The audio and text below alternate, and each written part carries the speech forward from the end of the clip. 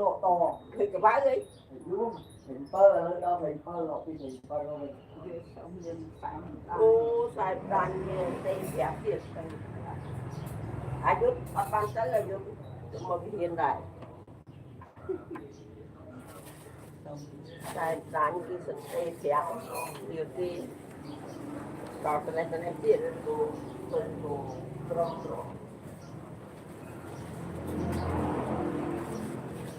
ai vô một tô chúc chào anh Viên à đại chúc chặt kế ai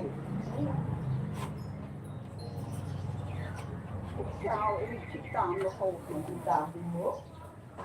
Viên châu lô đó là cũng mà kia rồi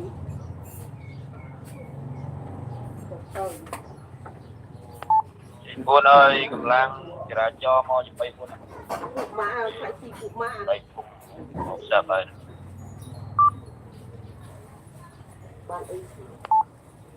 Rumah sama đi mày. Cho mau chụp bay Buôn nè. Bạn mấy bạn. Lang kira cho liên tụ bạn ấy, mỗi xe, mỗi ca. Cô mày phụ mày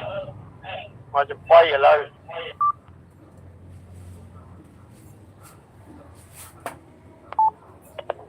mỗi ca tôi tô bán này đi trong thì bãi sang tô bán đó này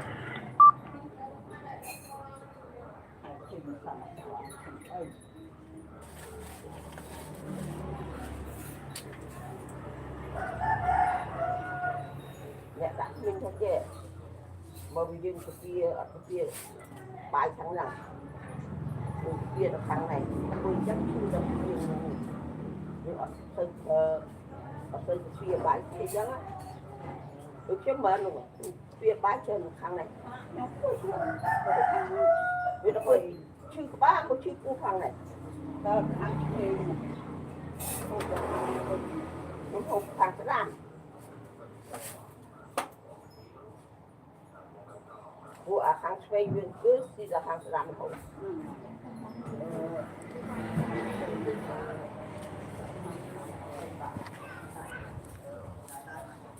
Hiền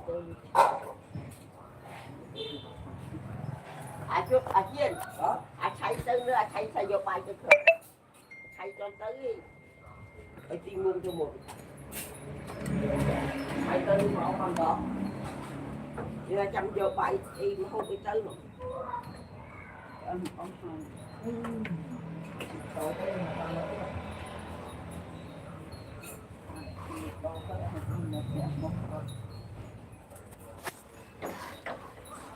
một gia việc một gia đình một lại bảo đừng được bảo nó mỏng được bảo với một lần bảo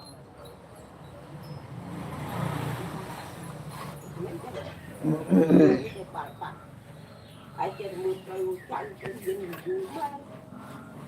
lúc thời nó khơi nó làm cho mưa lên chắc kinh muốn kinh tạo này nó treo anh bờ phải cái mua con rồng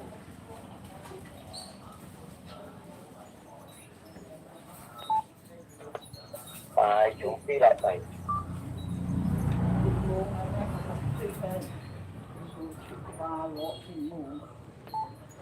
phải chúng đi lại vậy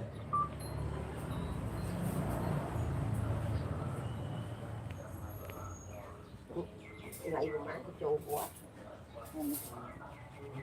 mà đi ở máu lên lên tới mờ phải chúng đi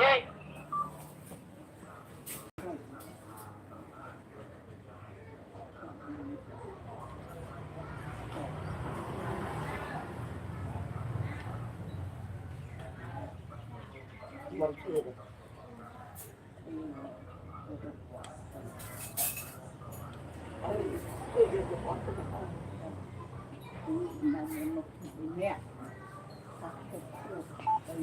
Bye.